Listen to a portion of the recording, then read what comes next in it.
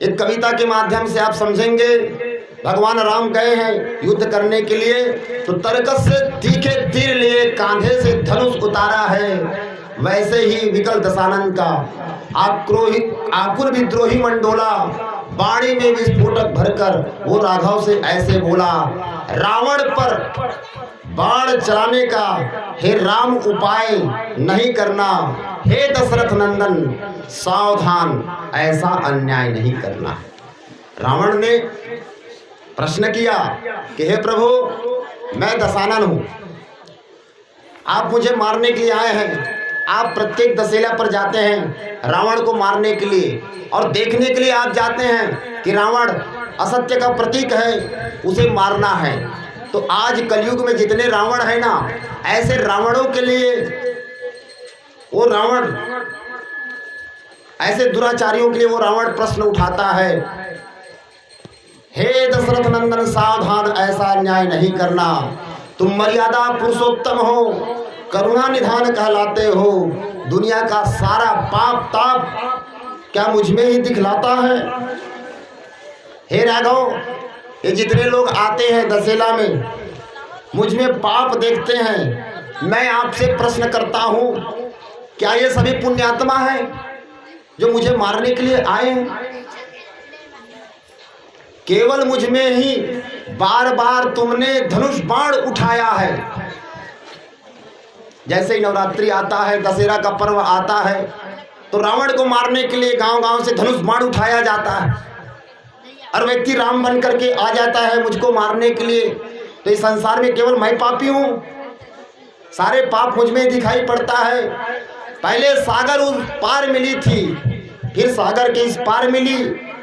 अपराध किया था एक बार, पर सजा हजारों बार मिली। एक बार पाप किया हूं महाराज, त्रेता में पाप किया हूं, उस पाप का परिणाम हर युग में मुझे मिल रहा है।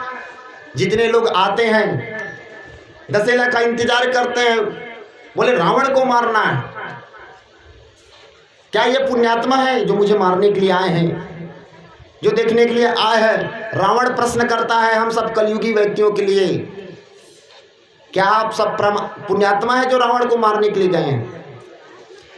मैं रक्त संस्कृति का स्वामी हूं, मैंने तो अपना काम किया।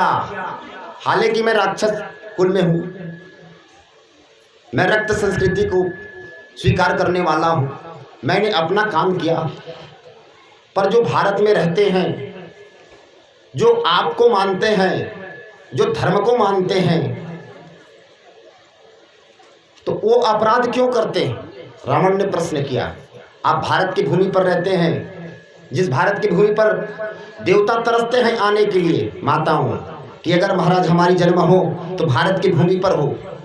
तो ऐसे भारत के, जिस भारत को माता कहा जाता है, ऐसे इस पुण्यात्मा धर्म भूमि पर रहने वाले जो व्यक्ति है, वो तो राम बन के रहना चाहिए, वो रावण क्यों बनता है? रावण ने प्रश्न किया, तुम नायक हो, मैं खलनायक हूं, तुम हीरो हो और मैं गुंडा हूं। रावण ने कहा, बेशक मुझ पर तुम वार करो, भारत के क्रूर दरिंदों का पहले तुम संहार करो। आज ना भारत में ऐसे दुष्ट दुष्ट आदमी आ गए हैं, वो भगवान राम के ऊपर ही प्रश्न उठाते हैं।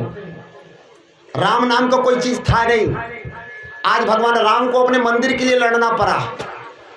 जो राम भारत में पैदा हुए उसे अपना जन्म प्रमाण पत्र पैदा करना पड़ रहा है, लोग स्वीकार नहीं कर रहे हैं। और भगवान के राम के जो मंदिर बनना है अयोध्यापुरी, उस पर ही कुधर्मियों के द्वारा कब्जा किया गया। और आज एक नायक आया और अपने धर्म की ध्वजा स्थापन के लिए उन्होंने मंदिर स्थापना का निर्णय भी लिया। और आप सब लोगों ने मिलकर के, चाहे वो 10 रुपया हो या 10,000 हो, आपने अपना योगदान दिया है। भगवान राम से रावण प्रश्न करता है और कहता है, मैं वक्ष खोलकर खड़ा हुआ हूं, हे राघव तुम मुझ पर वार जरूर करना, लेकिन भारत के उन क्रूर दरिंदों को पहले संहार करो, पहले उनका संहार करके आना। मुझ पे आरोप लगाते हैं और मुझे हर पापी के सामने खड़ा कर दिया जाता है। जब भी दृष्टांत दिया जाता है किसी पापी व्यक्ति का, तो कहा जाता है ये रावण की तरह अभिमानी है, रावण की तरह पापी है। क्या मैं उसकी उन लोगों के साथ तुलना करने के योग्य हूँ? ऐसे पापियों के साथ मेरा तुलना किया जाता है। और रावण ने यह भी कहा वो यही भारत देश है जहाँ छोटे छोटे बच्चों का बलात्कार किया जाता है, निरपराध व्यक्तियों को काट दिया जाता है। तो ऐसे भारत है जहाँ राम जी आप रहते हैं। ऐसे उन पापियों दरिंदों को पहले मारो।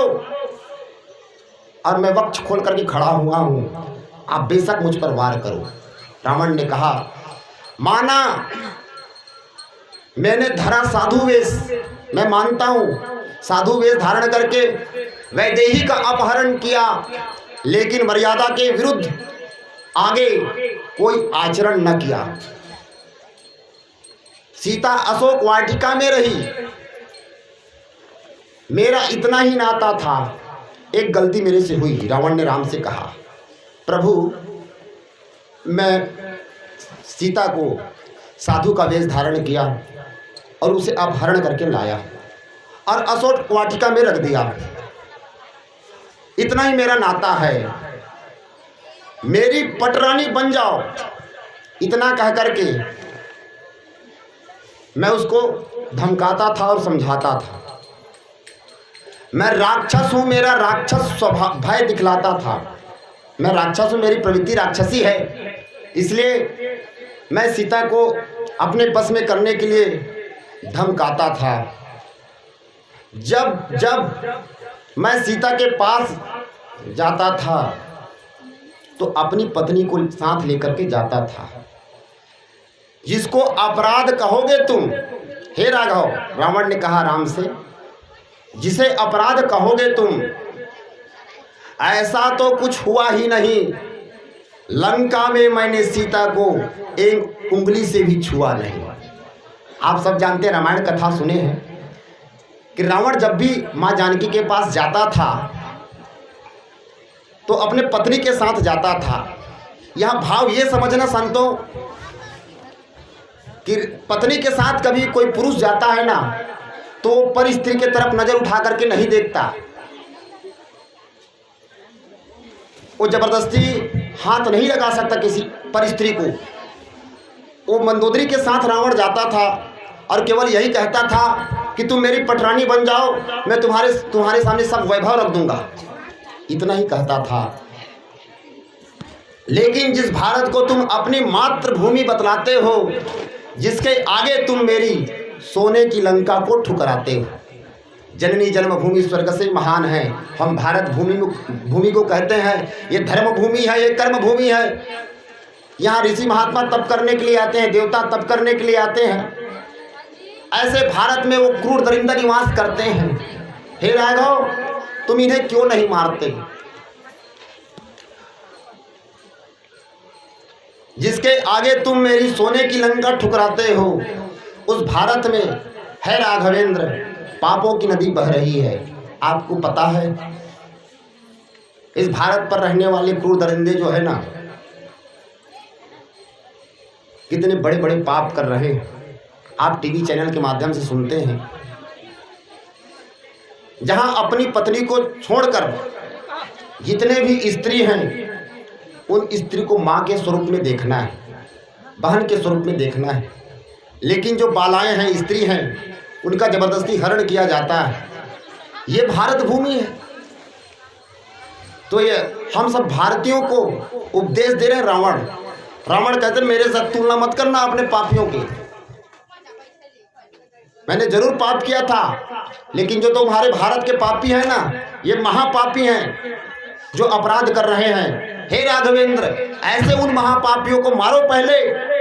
मैं जरूर आपके सामने सीना तान कर खड़ा हुआ हूं। बेशक तुम बाण चला देना, मुझे मार देना, मेरे मारने से पहले तुम पहले उन पापियों को मारो।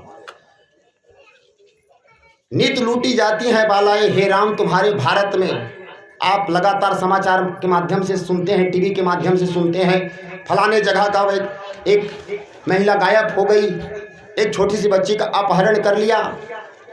इस भारत पर राम जी आप रहते हैं,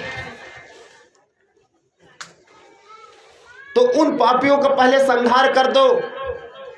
उसके बाद दशहरा के दिन बेशक रावण खड़े हैं, जाकर उनका वार कर देना। तो रावण ने ऐसा कौन सा अपराध कर लिया? वो तो कहते पहले मार दो अपने पापियों को, मैं तो राक्षस हूं। पर जो गांव-गांव में जगह जगह पर रावण है ना, जो मेरे साथ तुलना करते हैं, उनको पहले मार दो। कर दिया कलंक साधु वेश भारत के नमक हरामों ने। कई लोग साधु बन जाते हैं, अपना स्वरूप बताते हैं, मैं साधु महाराज। कहाँ से आए हो? ओ मैं तीर्थ से आया हूँ, तपस्या किया हूँ। और बाद में पता चला महाराज तो दारू भट्टी में लाइन लगाया हुआ। अभी देखे महाराज, ये तो हमारे गांव में गया हुआ था, ये बताया तीर्थ धाम से आया हूँ। और जब गांव के ही व्यक्ति गया दारू भट्टी में, तो कहा महाराज उस दिन तो आप हमारे गांव गए थे। तो बोले हम और तुम तो एक ही रास्ता के जोड़ी हैं, आओ तुम भी बैठो और मैं भी बैठता हूँ, दोनों आधा आधा पेक लगा लेते हैं। तो उसी को रावण ने कहा कि साधु बनना, पूर्ण साधु बनो। साधु का वेश धारण करना है तो साधु ही बन जाओ, साधु के वेश को कलंकित क्यों करते हो? ऐसा रावण ने कहा। मर्यादा की सब सीमाएं टूट जाती है, मर्यादाएं की सारी सीमाएं को ऐसे क्रूर पापियों ने लुटा दिया।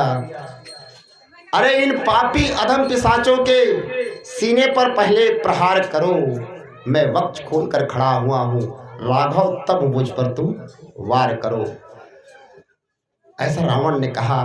तो सज्जनों, आप